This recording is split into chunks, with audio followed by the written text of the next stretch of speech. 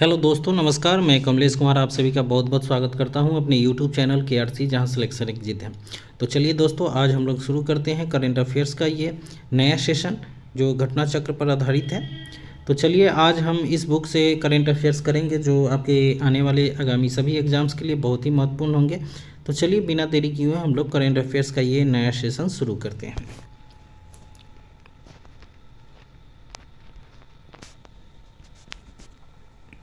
आज का पहला क्वेश्चन है, भारत में किस वर्ष तक सामरिक भूमिगत कच्चे तेल के भंडार को निजी क्षेत्र को सौंपने की योजना बनाई गई है?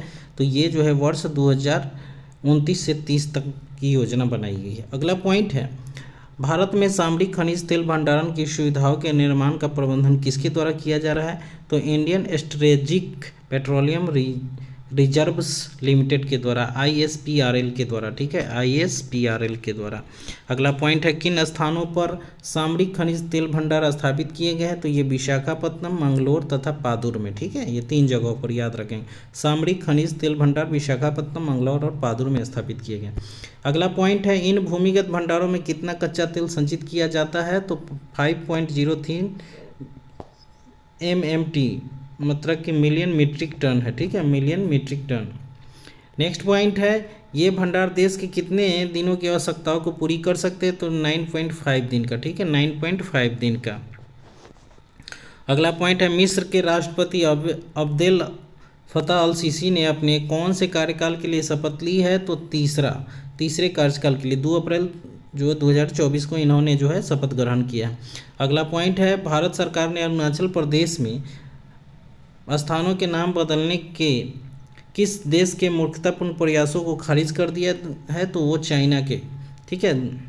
अगला पॉइंट है, द लेसेंट में प्रकाशित एक अध्ययन के अनुसार वर्ष 1990 से 2021 के दौरान वैश्विक जीवन प्रत्याशिता में कितनी वृद्धि हुई है?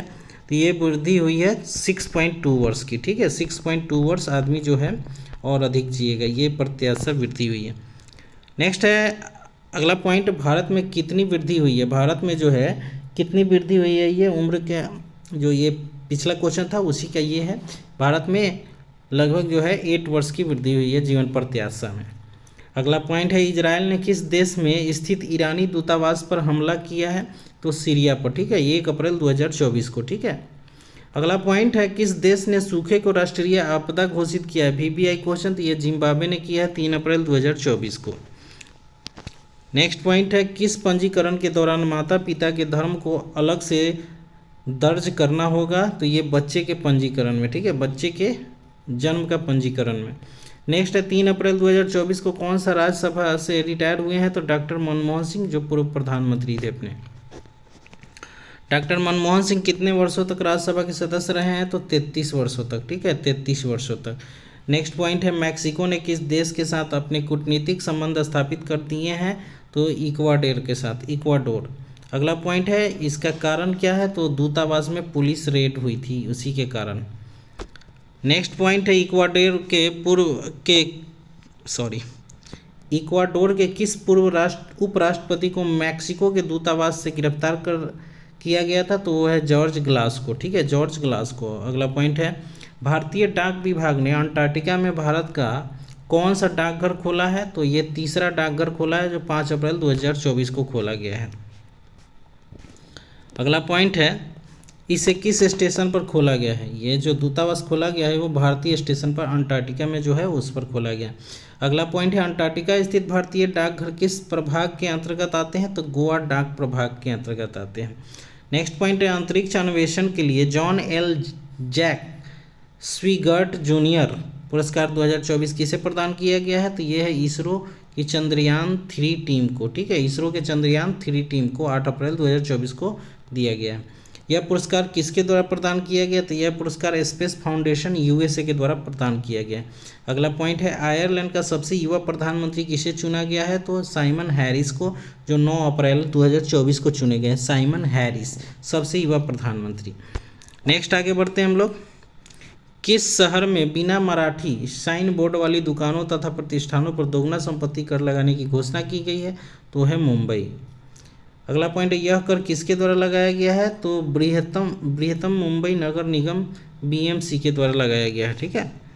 आगे बढ़ते हैं। 16वें वित्त आयोग का नया पूर्वकालिक सदस्य किसे नियुक्त किया गया है? तो मनोज पांडा को 8 अप्रैल को नियुक्त किया गया है। पुस्तक idea of democracy, VBI question है। पुस्तक आइडिया ऑफ डेमोक्रेसी के लेखक कौन है? तो सैम पित्रोदा। अगला पॉइंट है, भारत में किस देश में स्थित सीतवे बंदरगाह के संचालन का अधिकार हासिल किया है? तो ये म्यांमार है, ठीक है, म्यांमार। सीतवे बंदरगाह बंगाल की खाड़ी में किस नदी के मुहाने पर स्थित है? तो ये कालादान नदी पर, ठीक है, कालादान नदी पर। अगला पॉइंट है, विश्व का सबसे बड़ा नवीकरणीय ऊर्जा पार्क कहाँ स्थित है? तो वह है खावरा, कच्छ के रण में, गुजरात में, ठीक है, खावरा। अगला पॉइंट है, यह पार्क किसके द्वारा बनवाया गया है? तो अडानी समूह के द्वारा, ठीक है। अगला पॉइंट, किस देश ने ड्रोन और मिसाइलों से इजराइल पर हमला किया है? तो वो है ईरान। नेक्स्ट आगे बढ़ते हैं हम लोग। डस्टलिक सैन्य अभ्यास किन 2 देशों के मध्य आयोजित किया गया है? तो भारत एवं उज्बेकिस्तान के साथ, भारत एवं उज्बेकिस्तान के साथ ये जो है दस्तलिक सैन्य अभ्यास शुरू किया गया है। दस्तलिक सैन्य अभ्यास का यह कौन सा संस्करण है? तो ये 5वां संस्करण, ठीक है, 5वां संस्करण। अगला पॉइंट, सैन्य अभ्यास का आयोजन कहाँ किया गया है? तो टर्मेज उज्बेकिस्तान में किया गया, ठीक है। अगला पॉइंट है, किस संस्था ने कैंसर उपचार के लिए भारत की पहली घरेलू जीन थेरेपी का शुभारंभ किया है? तो 4 अप्रैल 2024 को शुरू हुआ है, IIT बॉम्बे ने। घरेलू उपचार जीन थेरेपी का शुभारंभ IIT बॉम्बे ने किया है। नेक्स्ट है, चीन द्वारा किस देश में गुप्त पनडुब्बी बेस बनाया गया? तो ये बांग्लादेश में बनाया गया है। पनडुब्बी बेस का क्या नाम रखा गया है? तो BNS शेख हसीना, ठीक है, शेख हसीना वहाँ के प्रधानमंत्री उन्हीं के नाम पर है। अगला पॉइंट है, भारत सरकार ने कितने देशों को प्याज निर्यात हेतु मंजूरी दी है? तो ये 6 राज्यों को, ठीक है, 6 राज्यों को। ये देश कौन कौन है देख लेते हैं। Bangladesh, UAE, Bahrain, Mauritius, Bhutan तथा श्रीलंका, ये सबको जो है प्याज निर्यात किया जाएगा। भारत ने कब से प्याज के निर्यात पर प्रतिबंध लगा रखा है? तो दिसंबर 2023 से। अगला पॉइंट है, विश्व बैंक के आर्थिक सलाहकार पैनल का सदस्य के तौर पर किसको नियुक्त किया गया है? तो राकेश मोहन जी को, ठीक है, राकेश मोहन को। अगला पॉइंट है, परमाणु ऊर्जा आयोग के अध्यक्ष के अनुसार भारत का लक्ष्य वर्ष 2047 तक कितनी परमाणु ऊर्जा का उत्पादन करना है? तो 1 लाख मेगावाट तक उत्पादन करना है। अगला पॉइंट है, परमाणु ऊर्जा आयोग के अध्यक्ष कौन है? तो अभी AK मोहंती जी हैं, AK Mohanty. National cooperative dairy federation of India limited का अध्यक्ष किसे चुना गया है? तो मनीष शाह को चुना गया है, ठीक है, मनीष शाह। अगला पॉइंट है, 52 वर्ष पुरानी हड़प्पा बस्ती के साक्ष्य कहाँ मिले? तो वो कच्छ, गुजरात में मिले हैं, ठीक है, कच्छ, गुजरात में। ओलंपिक खेलों में जूरी सदस्य बनने वाली पहली भारतीय महिला कौन बनी है? तो विल्किस मीर बनी है। नेक्स्ट है, वाइकोम सत्याग्रह के 100 वर्ष कब पूरे हुए? तो 30 मार्च 2024 को पूरे हुए हैं। अगला पॉइंट है, वाइकोम सत्याग्रह का संबंध किस राज्य से है? तो वो केरल राज्य से है। नेक्स्ट है, वाइकोम सत्याग्रह क्यों चलाया गया था? तो दलितों के मंदिर में प्रवेश है। तो ये हिस्ट्री का क्वेश्चन है, तो इसके साथ ये भी क्वेश्चन आप लोग याद करेंगे। नेक्स्ट है, वर्ष 2022-23 में सबसे ज़्यादा बाल विवाह कहाँ रोके गए हैं? तो ये बिहार में रोके गए हैं। नेक्स्ट है, भारत वर्ष में 2022-23 में कुल कितने बाल विवाह रोके गए हैं? तो 59,364 बाल विवाह रोके गए हैं पूरे भारत में। नेक्स्ट है, बिहार में कितने प्रतिशत बाल विवाह रोके गए हैं? तो 31%, जो सबसे ज़्यादा है। ये आंकड़े किसके द्वारा एकत्रित किए गए हैं? तो बाल विवाह मुक्त भारत अभियान के द्वारा। नेक्स्ट है, बाल विवाह मुक्त भारत अभियान में कितने सिविल सोसाइटी ऑर्गेनाइजेशन शामिल हैं? तो 161 से अधिक हैं। यह अभियान देश के कितने शहरों तक फैला है? तो 265 शहरों तक फैला हुआ है। अगला पॉइंट है, 900 वर्ष पुराने कल्याणी के चालुक्यों के शिलालेख की खोज कहाँ की गई है? तो गंगापुरम, महबूबनगर, तेलंगाना में किया गया है। भारत ने कब तक न्यूनतम वेतन को जीवन निर्वाह वेतन से परिवर्तित करने की योजना बनाई है? तो वर्ष 2025 तक, ठीक है, वर्ष 2025 तक। इसके लिए भारत ने किसकी सहायता मांगी है? तो अंतर्राष्ट्रीय श्रम संगठन का, ठीक है, ILO का, ठीक, इंटरनेशनल लेबर ऑर्गेनाइजेशन का। मानव विकास संस्थान IHD और अंतर्राष्ट्रीय श्रम संगठन ILO ने किस शीर्षक से एक रिपोर्ट जारी की है? तो भारत रोजगार रिपोर्ट 2024 जारी की है 26 मार्च को। अगला पॉइंट है, रिपोर्ट के अनुसार वर्ष 2022 में कुल बेरोजगार लोगों में शिक्षित लोगों का कितना हिस्सा था? तो 65.7%, ठीक है, 65.7%। नेक्स्ट है, वर्ष 2022 में शहरी युवाओं में बेरोजगारी दर कितनी प्रतिशत है? तो 17.2% थी 2022 में। वर्ष 2022 में ग्रामीण युवा बेरोजगारों की दर कितनी थी? तो 10.6%। नेक्स्ट है अगला पॉइंट, चार्जिंग स्टेशन के लिए Tata passenger electric mobility limited ने किसके साथ समझौता किया? तो हिंदुस्तान पेट्रोलियम कॉर्पोरेशन लिमिटेड के द्वारा, बीपीसीएल के द्वारा। नेक्स्ट है इसका लक्ष्य क्या है? तो 7,000 ईवी चार्जिंग पॉइंट्स को स्थापित करना है। नेक्स्ट है अगला पॉइंट, किसने विश्व के सबसे बड़े एकल स्थान तांबा विनिर्माण संयंत्र के पहले चरण की शुरुआत की है? और अडानी समूह ने की है। इसका संयंत्र का परिचालन कहाँ से शुरू किया है? तो मुंद्रा, गुजरात से शुरू किया गया। अगला पॉइंट है, पहले चरण में वार्षिक कितने टन प्रसंस्कृत तांबे का उत्पादन किया जाएगा? तो 0.05 मिलियन टन। ठीक है, 0.05 मिलियन टन उत्पादित किया जाएगा। नेक्स्ट पॉइंट है, जम्मू कश्मीर हाई कोर्ट के अतिरिक्त न्यायाधीश के रूप में किसने शपथ ली है? तो मोहम्मद यूसुफ वानी ने। जम्मू और कश्मीर एवं लद्दाख उच्च न्यायालय के मुख्य न्यायाधीश कौन है? तो न्यायाधीश N Koteshwar Singh. Next, Asia के 50 सर्वश्रेष्ठ रेस्तरां में कितने भारतीय रेस्तरां शामिल है? तो 3 रेस्तरां शामिल है एशिया के 50 में। पहला स्थान किसे प्राप्त हुआ? तो सेजेन, टोक्यो, जापान को। भारत का सबसे अच्छा रेस्तरां कौन है? तो मास्क, मुंबई में 23वां स्थान प्राप्त हुआ है। नेक्स्ट है, इलाहाबाद उच्च न्यायालय ने किस अधिनियम को असंवैधानिक करार दिया है? तो उत्तर प्रदेश मदरसा शिक्षा बोर्ड अधिनियम 2004 को जो है असंवैधानिक घोषित किया गया है। नेक्स्ट पॉइंट है, केंद्र सरकार ने किस नीति को मंजूरी प्रदान की है? तो नई इलेक्ट्रिक वाहन नीति 2024 को जो है मंजूरी प्रदान कर दी है। इसका उद्देश्य क्या है? तो इसका उद्देश्य भारत को इलेक्ट्रिक वाहनों के विनिर्माण केंद्र के रूप में स्थापित करना है। अगला पॉइंट है, किसके द्वारा वर्ष 2024 के आम चुनावों की तारीखों की घोषणा की गई? तो ये भारतीय चुनाव आयोग के द्वारा 16 मार्च 2024 को। 19 अप्रैल से 1 जून के मध्य कितने चरणों में चुनाव होंगे? तो 7 चरणों में चुनाव होंगे। चुनाव परिणाम की मतगणना कब की जाएगी? तो 4 जून 2024 को, जो परसों आने वाला है रिजल्ट। ठीक है, किन राज्यों में 7वें चरण में वोट होगा? तो उत्तर प्रदेश, बिहार, पश्चिम बंगाल में होगा। ठीक है, उत्तर प्रदेश, बिहार और पश्चिम बंगाल में जो है 7वें चरण में वोट होगा। अगला पॉइंट है, कितने वर्ष से ज़्यादा उम्र के मतदाता घर से वोट डालेंगे? तो 85 वर्ष। अगला पॉइंट है, लोकसभा चुनाव के साथ कितने राज्यों में विधानसभा चुनाव की तारीख का ऐलान कर दिया गया? तो 4, आंध्र प्रदेश, उड़ीसा, अरुणाचल प्रदेश और सिक्किम में। नेक्स्ट है, know your candidate app launch किसने किया? तो भारतीय चुनाव आयोग ने लॉन्च किया नो योर कैंडिडेट। चुनावी बॉन्ड संबंधी जानकारियाँ किसने प्रकाशित की? तो भारतीय चुनाव आयोग ने प्रकाशित की। अगला पॉइंट है, भारतीय चुनाव आयोग को ये जानकारियाँ किसके द्वारा प्रदान की गई? तो भारतीय स्टेट बैंक के द्वारा। नेक्स्ट है, चुनावी बॉन्ड के 3 सबसे बड़े खरीदार कौन थे? तो future gaming and hotel services private limited, mega engineering and infrastructure limited और quick supply chain private limited थे। ठीक है, फ्यूचर गेमिंग ने कितने मूल्य के चुनावी बॉन्ड खरीदे थे? तो 1368 करोड़ रुपए के। अगला पॉइंट है, इस लॉटरी कंपनी का मुख्यालय कहाँ स्थित है? तो कोयम्बटूर में।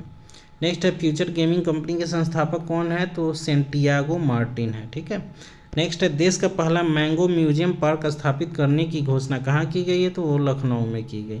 यह पार्क किसके परिसर में स्थापित किया जा रहा है? तो केंद्रीय उपोष्ण बागवानी संस्थान में। आचार संहिता के उल्लंघन की रिपोर्ट दर्ज कराने हेतु ऐप लॉन्च किया गया है सी विजिल ऐप। ठीक है, सी विजिल ऐप। बरैठी सौर ऊर्जा परियोजना की आधारशिला कहाँ रखी गई है? तो छतरपुर मध्य प्रदेश में। ठीक है, छतरपुर मध्य प्रदेश। यह कितने मेगावाट की सौर परियोजना है? तो 630 मेगावाट की। यह किसकी परियोजना है? तो एनटीपीसी की नवीकरणीय ऊर्जा लिमिटेड परियोजना है। तरलीकृत प्राकृतिक गैस एलएनजी बस का संचालन कहाँ शुरू किया गया है? तो ये महाराष्ट्र में शुरू किया गया। अगला पॉइंट है, वैश्विक आध्यात्मिकता महोत्सव 2024 का आयोजन कहाँ किया गया है? तो हैदराबाद, तेलंगाना में। नेक्स्ट है, इसका आयोजन किसके द्वारा किया गया है? तो संस्कृति मंत्रालय, भारत सरकार के द्वारा। नेक्स्ट है, किस थीम के साथ महोत्सव शुरुआत हुई है? तो आंतरिक शांति, विश्व शांति। ठीक है,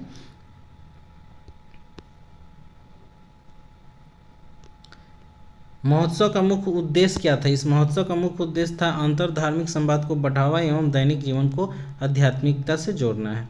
नेक्स्ट है, चुनाव आयोग ने कहाँ पर मिशन 414 अभियान प्रारंभ किया? तो वो है हिमाचल प्रदेश में। ठीक है, हिमाचल प्रदेश में। मिशन 414 का मुख्य उद्देश्य क्या था? तो मतदान को बढ़ावा देना। ठीक है, मतदान को बढ़ावा देना। अगला पॉइंट है, किस राज्य ने जम्मू कश्मीर में भूमि खरीदने की घोषणा की है? तो ये महाराष्ट्र ने। महाराष्ट्र कितने एकड़ ज़मीन खरीदेगा? तो 2.5 एकड़। नेक्स्ट, ज़मीन खरीदने का मुख्य उद्देश्य क्या है? तो पर्यटकों को सुविधाएं प्रदान करना है। भारत की पहली बैटरी ऊर्जा भंडारण गीगा फैक्ट्री कहाँ स्थापित करने की घोषणा की गई है? तो जम्मू कश्मीर में। यह घोषणा किसने की है? तो गुड इनफ एनर्जी के द्वारा घोषणा हुई है। और शुरुआत में फैक्ट्री की क्षमता कितनी होगी? तो 7 गीगावाट घंटा। नेक्स्ट है 2027 तक फैक्ट्री की क्षमता कितनी बढ़ा दी जाएगी? तो 20 गीगावाट घंटा। भाषा नेट पोर्टल को किसके द्वारा लॉन्च किया गया है? तो national international exchange of India of electronic सूचना प्रौद्योगिकी मंत्रालय के द्वारा। भाषा नेट पोर्टल का उद्देश्य क्या है? तो भारत में डिजिटल समावेशिता को बढ़ावा देना है।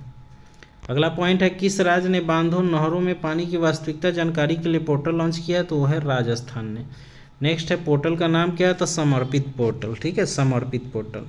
नेक्स्ट है, भोजन में रोग जनकों के परीक्षण के लिए लैब नेटवर्क किसके द्वारा स्थापित किया जा रहा है? तो भारतीय खाद्य सुरक्षा और मानक प्राधिकरण के द्वारा। नेक्स्ट है, मध्य प्रदेश के कितने विरासत स्थलों को यूनेस्को की अस्थायी सूची में जगह दी गई है? तो ये 6 विरासत स्थलों को। ठीक है।